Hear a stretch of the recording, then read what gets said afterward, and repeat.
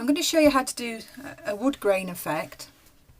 The tools that I'm going to be using is a pizza cutter, a small rolling pin, some spacers. These are 3mm spacers, but it does actually depend on what you're going to be using your wood grain for, on sort of the thickness of your spacers is. You do need spacers because it helps keep the grain nice and smooth, and some icing sugar. Now what we need is sugar paste. You need your basic colour, your background colour. I've used chestnut with melon. This gives you a nice sort of a beigey sort of blondie colour, and again this is the same colour with more added to it, so this is like a goldy brown colour. Again, it's the chestnut and it's the melon added together, and this is the chestnut. We need this for your accent colour to get your grain going through the actual paste.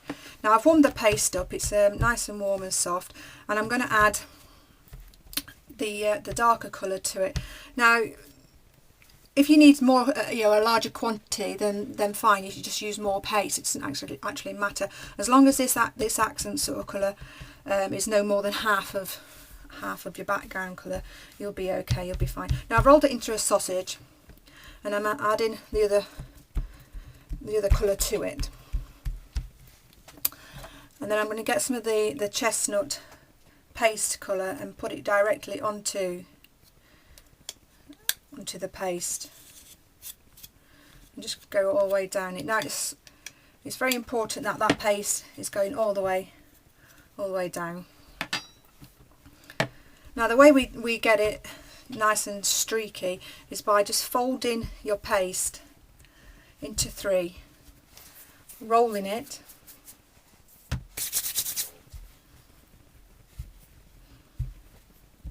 and then folding it again. At no point do we cut the paste. If we cut it, it creates little dots going through your pattern, and it won't look like it should. It won't look like the wood grain. We won't get that grain effect. So just roll and fold. I say this works with larger pieces of paste.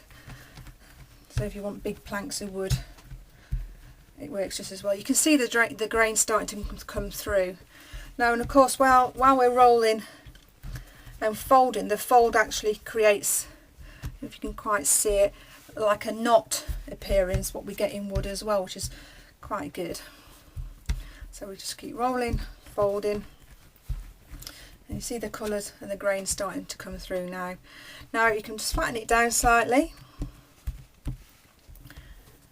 and it's ready for rolling out. Now you can go a little bit further and your grains will get thinner, but as long as you keep that rolling and folding motion, you can't go far wrong on the pattern. Now I need to put icing sugar down because it needs to be able to move as you're rolling it out. We need to roll it in one sort of smooth motion, because if we roll it, going back and forth, we can create little ridges going through the pattern, and again you don't want that. You need it to be nice and smooth, and you need to go with the lines as well. You can't roll it that way because that will just spoil what you've just made. Okay, so we put our rolling pin on and say just go with the grain, and you can see the lines going through the pattern. Now we move it across and we keep going until you get to the end. Keep moving your paste across. Make sure you have got icing sugar under, just to make sure it keeps moving. Now you can see you get to the end, you've got that fold that we wanted. It's created like a knot appearance in the wood. Now obviously this will end up really quite long, and the best way to use it is by making planks. Piece of colour. Get your spacer on there. Use your straight edge from your spacer, and just get rid of that sort of gnarled end, or edge should I say, and cut it into planks. So you could use, I mean I've done this and they've been sort of 2-3 inches wide, and I've covered a whole board doing this. Right, cut the ends off. Obviously get rid of that, but we've still got that sort of rounded edge there. So you've got yourself a plank of wood there. Get a bit more of the paste. Obviously I've not rolled all this out, but I just want to quickly show you how it's done anyway. So get rid of that edge. You could actually use this this edge. It is quite like a bitty and cracked, which for nice planks of wood you don't want that. But if you're doing really old wood, that would look really nice. Obviously get your second plank of wood. They're all the same thickness because you've used the spacer, so they'll butt up to each other really nicely. And again, you've got another plank of wood, and you can build up then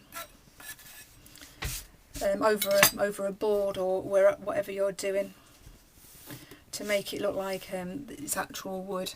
Obviously you can pop in some holes or something like that, and nails and things, but you can see how it looks really quite nice wooden grain going through it.